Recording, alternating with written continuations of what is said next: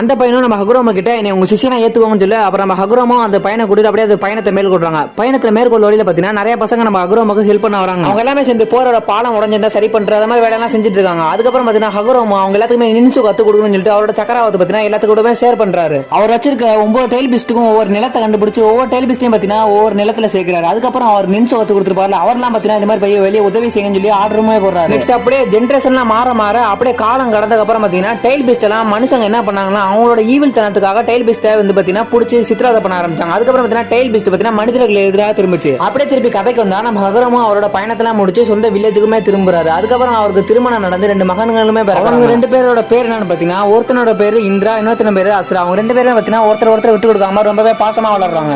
இதோட பாத்தீங்கன்னா episode number 8 முடிவுக்கு வருது. இந்திராவோட அசுராவோட லைஃப் ஸ்டோரியும் பாத்தீங்கன்னா இதே மாதிரி ஷார்ட்ஸ்ல போடலாம்னு சொல்லிட்டு பாத்தீங்கன்னா மறக்காம கமெண்ட் பண்ணுங்க. இந்த மாதிரி ஷார்ட்ஸ் எல்லாம் நம்ம சேனல் ரெகுலரா பாக்குறதுக்கு நம்ம சேனல் லைக் பண்ணி சப்ஸ்கிரைப் பண்ணிக்கோங்க. நெக்ஸ்ட் வீடியோல சந்திக்கலாம். Bye guys.